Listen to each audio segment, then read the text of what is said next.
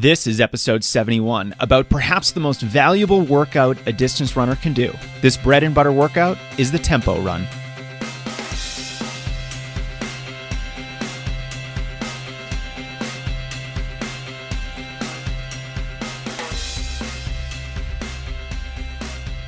Hey everyone, how's it going? This is Jason Fitzgerald, your host, and this is the Strength Running Podcast, where it is my job to help you become a better runner.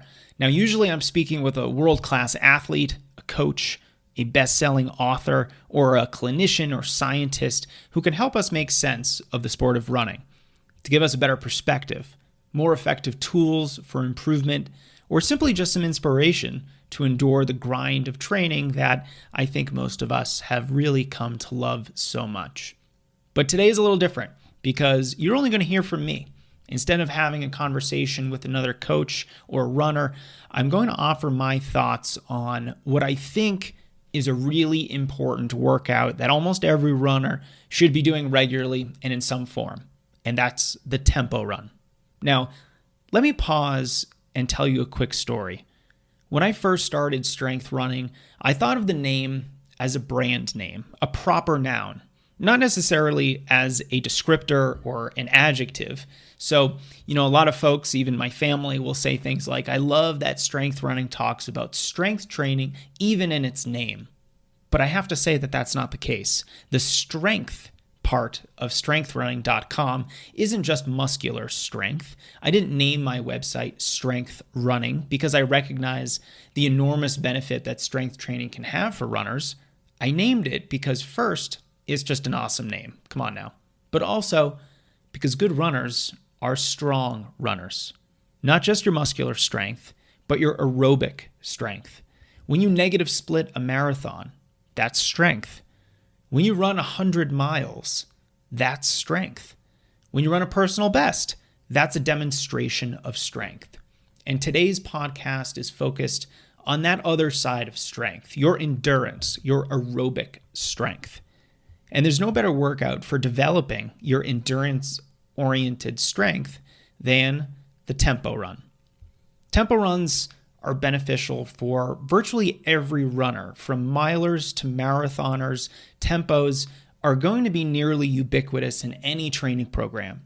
Now, when I was in college, we ran tempo runs during cross country when we were training for 8-kilometer distance. We also ran them during the base phase of training for both indoor and outdoor track, even though I was focusing on such short distances as the 1,500 meters and the 3,000 meters. Now, of course, they're a staple for longer distance runners training for the marathon and beyond as well. And if you're not familiar with this type of workout, they can really be defined in one of three ways. There's three popular definitions. The first one is comfortably hard. This is going to be a pace that's faster than moderate, but not exactly hard. If you have a high training age, so in other words, you've been running for years and years and years, and you prefer running by feel or perceived effort, this might be the most helpful definition for you. Another definition is tempo is the pace that you could race for an hour. Now, for some runners, their tempo pace is going to be similar or exactly the same as their 10K pace. But for highly trained runners, it's going to be a little bit slower than your 10K pace. Now, we can use my own previous race performances as an indication of tempo pace. So we can look at my PRs for the 10-mile and half marathon distances. For 10 miles, I've run 54:50. So that's 5:29 per mile. And for the half marathon, I've run 1:13:39 for a pace of about 5:37 per mile. If the 1 hour race pace rule is true, then my tempo pace is around 5:30 to 5:35. And when I was racing at that level, that was exactly the pace that I would run for my tempo workouts. So this definition works really well, but it is a definition that's only going to work for a highly trained runner. Now, the third definition is by using heart rate. You can use about 85 to 90% of your maximum heart rate, and that's going to get you into a tempo zone. Now, This is a valuable way to ensure that you're in the right range for your tempo run. You're not too slow, you're not too fast. More scientifically inclined runners know that tempo workouts are run at or near your lactate threshold. This is the pace at which you're producing the maximum amount of lactate that your body can then clear from your muscles and bloodstream. Lactate is that exercise byproduct where if you're running anaerobically or really fast, then it builds up in your bloodstream and in your muscles. It's that very uncomfortable feeling. Tempo runs are done right at that lactate threshold, which is the fastest you can still run aerobically. If you run any faster, you're not going to be able to clear all that lactate, and you'll be running beyond your threshold. You'll then experience that familiar burning sensation of acidic muscles and fatigue that is felt at the end of a short, hard race, maybe like a 5K. The goal then is to straddle the line right on that lactate threshold and not run any faster. Then you're going to get all the benefits of a tempo run. But what are those benefits? Why are tempo runs so helpful for distance runners? Well, I think there's two main reasons. First of all, tempo runs boost your lactate threshold, just like we just talked about.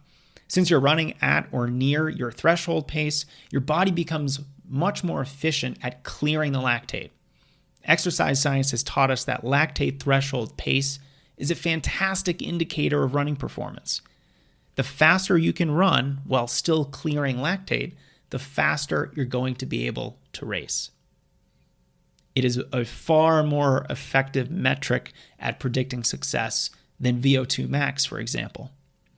But I think there's also a significant mental aspect to tempo runs as well. They're hard, they're stressful, and they're mentally fatiguing. Because of that, tempo workouts teach you to manage your emotions when running becomes difficult.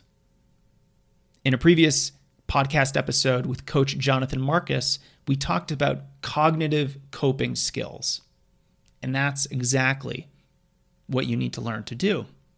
That emotional management is critical in any race situation. Of course, as University of Colorado at Boulder head cross-country coach Mark Whitmore has said, quote, "Distance runners are experts at pain, discomfort, and fear. You're not coming away feeling good. It's a matter of how much pain you can deal with on those days. It's not a strategy. It's just a callousing of the mind and body to deal with discomfort." End quote.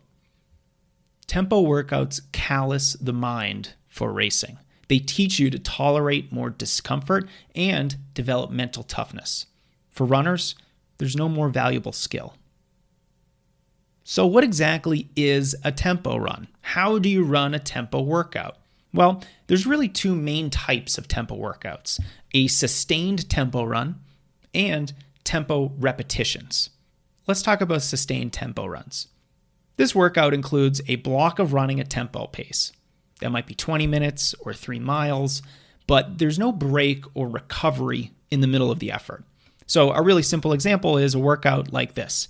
You could run 7 miles with the middle 3 miles at your tempo pace, miles 3, 4, and 5. Sustained tempo runs should be capped at roughly 40 minutes or so. Any longer and the effort really just becomes too difficult, bordering on a race effort. And runners who haven't done any tempo runs or who might be returning to running after an injury or another long layoff from training should start with 10 to 15 minutes of total tempo running before gradually increasing the duration of the run. Before you even do a sustained tempo run, it can be beneficial to try a different type of tempo workout, and that is tempo repetitions. This workout is very similar to intervals, except they're done at your tempo pace. Tempo pace is always about the same. It never really gets any faster or slower, except if you're running at altitude or in the heat and humidity of summer. What's different is the distance that you're running at tempo, or the repetitions, how many or how long they are. Now, when you're running tempo repetitions, the recovery is kept to a very short interval. Take about 60 to 90 seconds, and that's all you need. So here's an example. You might run 7 miles with 3 times a mile at your tempo pace with a 90-second jog recovery. This workout is really similar to the sustained tempo we mentioned before, except now we're including a short recovery after each tempo mile. Repetitions at tempo pace can be run slightly faster than your actual tempo pace, since the recovery is going to help you clear more lactate. It's going to help your heart rate come back down. Although I will say that when I work with runners, I would rather have you run a tempo 5 seconds too slow than 5 seconds too fast. Many training programs will have you progress from tempo repetitions to more sustained, longer tempo runs. First, you have to be comfortable doing a certain mileage at tempo effort, say 3 miles. And then the secondary goal is to get you to do that 3 miles continuously at tempo pace without any recovery breaks. Okay, now that we understand the 2 types of tempo workouts, repetitions and more sustained, longer efforts, when are we to run these workouts? Well, I think most runners should be doing a tempo run every 1 or 2 weeks or so during a properly planned season. If you're training for a short race, maybe 5K or less, then you can run your tempo runs early in the season during base training. They're going to help you build endurance that helps support race-specific fitness and workouts later in the training cycle. But if you're training for a race 10K or longer, tempo runs are best done during the mid or late portion of your season. Even though they're aerobic, they're either a little slower or a lot faster than your goal pace, so they're best used later in the training cycle. Many of my runners do some type of tempo workout during most weeks of their season. It's a fundamental bread and butter workout. They have serious benefits that accumulate week after week, much like compound interest. Now, of course, tempo runs can get a little boring, but with some imagination and some strategic changes, a tempo workout can offer significant variety. One option that I really like, that I think is phenomenal for very early in a base training season or for more injury-prone runners, is called a tempo circuit. It provides good muscular strength and endurance at the same time. And it's one that mixes running and strength exercises. It's essentially a tempo repetition workout, except instead of recovering with easy running, you recover with strength exercises. You can go on Strength Running's YouTube channel and find a circuit workout for runners that perfectly demonstrates how to run this kind of a circuit workout. And it's just a fantastic workout for so many different types of runners. You could be a beginner runner and get a lot of value from a tempo circuit. Runners with a long injury history are going to benefit. Obstacle course racers or more advanced runners. Now, another more advanced type of tempo run is called a lactate clearance run. These are like sustained tempo runs, except that you insert a 30 to 60 second surge at about 5K pace or even slightly faster every 5 to 8 minutes, or roughly once a mile. What this surge does is that it introduces significantly more lactate into your bloodstream. When you settle back into your tempo pace, because you don't get a recovery, which makes these workouts so diabolical, the body is forced to then clear that lactate while still running at tempo pace. This helps the body process lactate more efficiently, ultimately helping you push your lactate threshold pace slightly faster. Now, this workout is stressful. It is challenging, and it is not for runners who don't have much experience with running a regular, consistent workout week after week after week. Tempo runs don't have to be complicated. They can be kept simple. And no matter what type of runner you are, there's a tempo workout for you. Building endurance needn't be overly complex. If you just follow a few principles, you're going to run faster for longer in no time. So focus on a consistent long run every week. Gradually run higher and higher mileage. And focus on aerobic workouts like the tempo run. With sound training like this, your running performance is going to get a lot better after 3 to 4 months of consistency. And what's really exciting is that running is a cumulative sport. You might get great results in 3 months, but what if you keep at it? Where are you going to be 1 to 2 years from now? Well, you're probably not going to recognize yourself as a runner. Your current 10K pace might be your half marathon pace in a year from now. Train smart, and I have no doubt your running is going to get to a whole new level. I hope this podcast was helpful for you. I hope you now have a better understanding of the tempo run, when to use it in your training, some example tempo workouts that you can plug and play directly into your training. But of course, you still might have questions, and I'm happy to answer them for you. Find me on Twitter, JasonFitz1, or go to the Strength Running website and email me from there. I am always available and happy to help with your questions. And finally, a big thanks to Inside Tracker for offering the discount code STRENGTHRUNNING to our podcast listeners. You can get 10% off with that code at insidetracker.com for any of their blood testing services.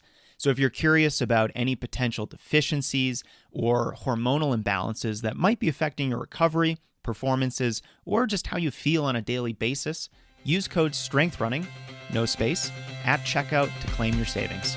Until next time, everyone, thanks for being here.